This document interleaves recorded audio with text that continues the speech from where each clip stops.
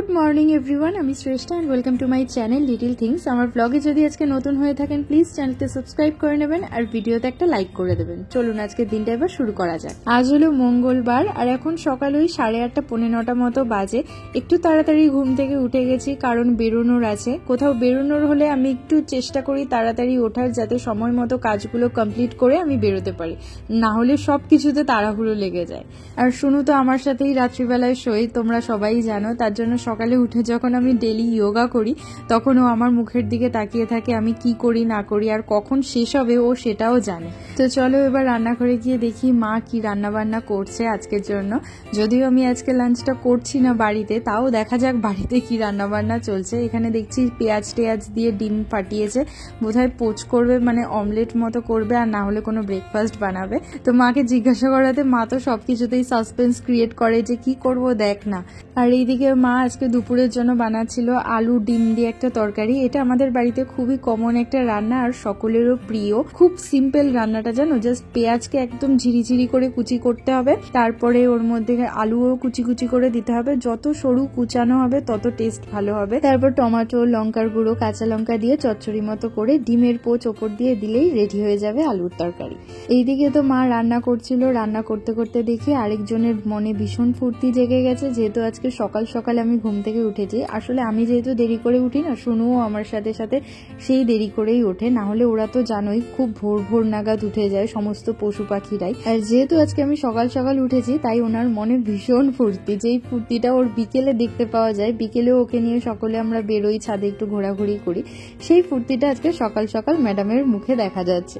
তো ওকে একটুখানি ঘুরিয়ে ফিরিয়ে ওর সাথে খেলাধুলো করার পর তারপর পোগোর কাছে গেছিলাম। পোগোর আজকে শরীরটা ঠিক নেই, ও একটু শান্ত হয়েই রয়েছে এই কয়দিন। তার উপরেও দুরন্তপনা করে, বলবো না যে একদমই শান্ত থাকে, সেই কারণে ওকে বেঁধে রাখা হয়। অনেকেই তোমরা বলো যে কেন ওকে বেঁধে রাখি, ও এত দুষ্ট, সত্যি ওকে সামলাতে আমরা পারি না। আর বেশিরভাগ সময় আমি আর মাই থাকি, আমরা দুজন কাজে ব্যস্ত থাকি, তো ওকে দেখবো 2 মিনিটের জন্য রেখে গেলে ও কিছু না কিছু উৎপাত করে ফেলেছে। সেই কারণে ওকে বেশিরভাগ সময়টাই বেঁধে রাখা হয়, আর মাঝে মাঝে এসে আমরা এরকম সুন্দর করে আদর টাদর করে যাই। আর তখন দেখো কত ন্যাকামি করবে, যেন ও কিচ্ছু জানে না, ও ঘুমিয়েই পড়েছে। আসলে কিন্তু ও ঘুমোয়নি। ওই দেখো যেই আমি আদর বন্ধ করেছি অমনি হাত দিয়ে বলছে কর আমাকে যেরকম করে দিচ্ছিলিস কর। ওই দেখো।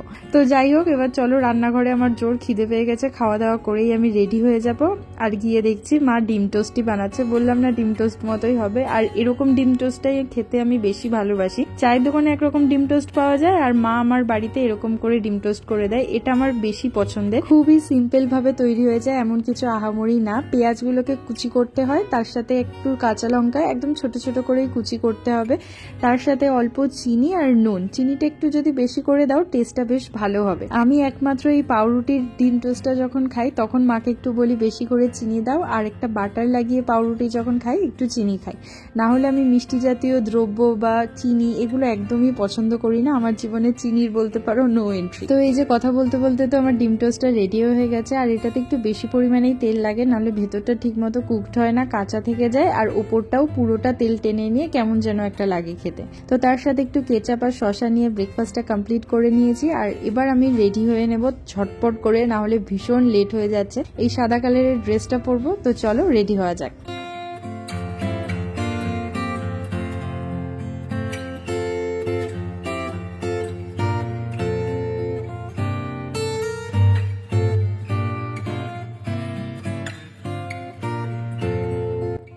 অনেকদিন ধরেই ইচ্ছা ছিল এই মুভিটা আমার দেখার।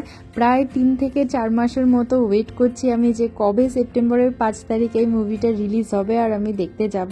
কনসিউরিং এর সব কটা পার্ট আমি দেখেছি, শুধুমাত্র এই পার্টটা রিলিজের অপেক্ষায় ছিলাম। তো ভীষণ এক্সাইটেডও ছিলাম, কিন্তু আমি কোনোদিনও ভাবিনি যে এই মুভিটা আমি ওর সাথে দেখতে যাব, কারণ ওদের আসার কথা ছিল পুজোর পরে, অনেক দেরিতে বাড়ি আসার কথা।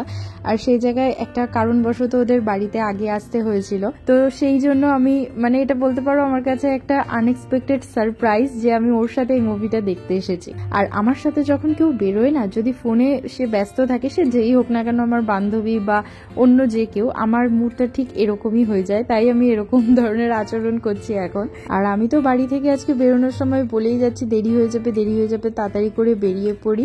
11টা নাগাদ আমরা বেরিয়ে পড়েছিলাম, 12:30টার শো ছিল আমাদের, কিন্তু আমরা যখন পৌঁছেছিলাম 12:15 মতো বাজে, তখন তো পুরো হলই ফাঁকা ফাঁকা ছিল, এমনকি এই পপকর্নের শপগুলোও ওপেন হয়নি ঠিকঠাকভাবে।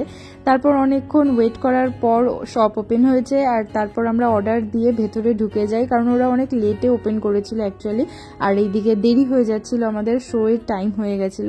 তো আমরা ভেতরে ঢুকে গেছিলাম অর্ডার দিয়ে। আমি ছোটবেলা থেকে প্রচুর মুভি দেখেছি বলতে পারো, একদম কেজি স্কুল থেকে, কারণ আমার মায়ের না হলে বসে মুভি দেখার একটা নেশা ছিল।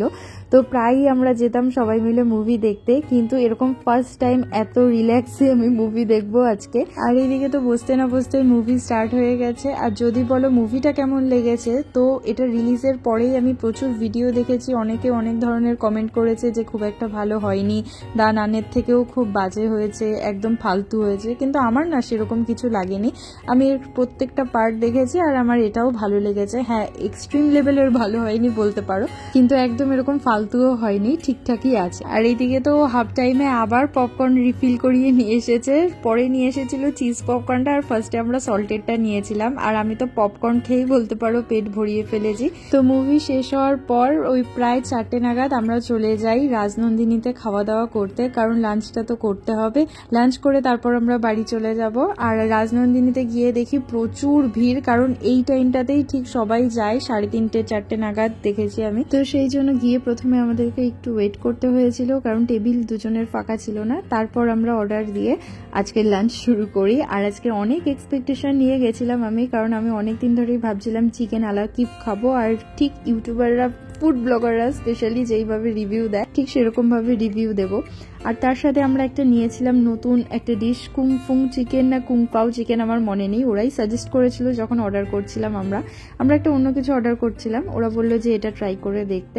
এটা অ্যাকচুয়ালি কি বলতো, চিকেনের ব্রেস্ট পিসটাকে একটুখানি ফ্ল্যাট করে তার মাঝখানে গন্ধরাজ চিংড়ি টাইপের কিছু দিয়ে ফ্লেভারের, সেটা মুড়িয়ে তারপরে ড্রাই চিলি চিকেনের মতো করা, টস করা আর কি, পেঁয়াজ ক্যাপসিকাম ভেজিটেবল গুলো দিয়ে। এই ডিশটা বেশ ভালোই লেগেছে আমার বলতে পারো, একটু স্পাইসি ছিল, বেশ ভালো লাগছিল খেতে।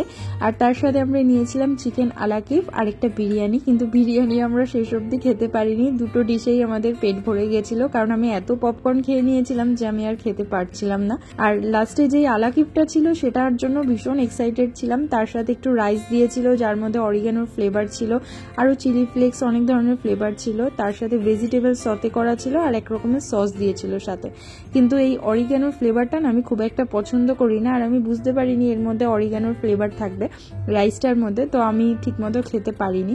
আর যেই এক্সপেকটেশনে আমি এটা কেটেছিলাম সেটা আমার ফুলফিল হয়নি, কারণ বাটারের পরিমাণ খুবই অল্প ছিল, তো সেইভাবে বাটারটা আর কি মেল্ট হয়নি কাটার পর। আর সেটা দেখে আমি খুবই কষ্ট পেয়েছি যে আমি এত শখ করে জিনিসটা অর্ডার করলাম আর যেরকম চেয়েছি সেরকম পাইনি।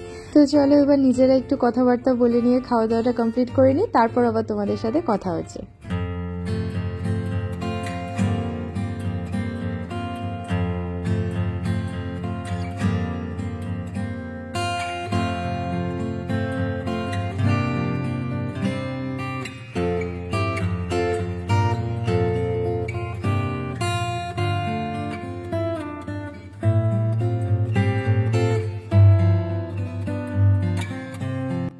খাওয়া দাওয়া করে বাড়ি আসতে আসতে আমাদের প্রায় সন্ধে হয়ে যায়। আর বাড়ি এসে তো দেখি পোগো এরকম উল্টে শুয়ে রয়েছে, ও যে কি রিল্যাক্সে শুয়ে থাকে তা কি বলবো তোমাদেরকে। আর আমি বাড়ি আসার পরই ও আমাকে দেখাবে এরকম জিভ ফেলে যে তাড়াতাড়ি করে এসি ছাড়, আমার ভীষণ গরম লেগে গেছে, কারণ আমি বাড়ি না থাকলে আমার মা এসি চালায়ও না, ফ্যান ছেড়েই ওদেরকে রেখে দেয়। তো এসে মাত্রই তো ফ্রেশ ট্রেশ হয়ে আগে শুনুকে নিয়ে একটুখানি বসলাম, কারণ পোগোর জন্য শুনু আমার কাছে আসতেই পারে না, পোগোকেও ভয় পায়। যেই বাড়ি আসুক না কেন পোগো আগে তার গায়ে ঝাঁপিয়ে পড়বে, আর শুনু আসতে দেখলেই কোলের মধ্যে ঢুকে পড়বে যে শুনুকেও আসতে দেবে না। এত হিংসুটে দুজনে কি বলবো তোমাদেরকে। তারপর বিছানা টিছানা পেতে রাত্রিবেলা শুয়ে পড়েছি। আর এইদিকে দেখো আরেক কাণ্ড ঘটছে, মানে কোনো সময় শান্তি নেই যদি পোগোকে ছেড়ে রাখা হয়। শুনু আমার সাথে বিছানায় ও শুয়ে পড়েছে আমার সাথে, আর পোগো এসে ওকে দেখছে। আর শুধু যে দেখবে তা একদমই নয়, সুইচ বোর্ডেও চাটাচাটি শুরু করে দিয়েছে এক্ষুনি, মানে পোগোকে 2 মিনিট দেখে না রাখলেই ও বিপদ বাঁধিয়ে দেবে। তো চলো আজকের ব্লগটা এই পর্যন্তই, দেখা হবে আবার খুব তাড়াতাড়ি নেক্সট কোনো ব্লগে। ততক্ষণ সুস্থ থেকো, ভালো থেকো, থ্যাঙ্কস ফর ওয়াচিং, টাটা।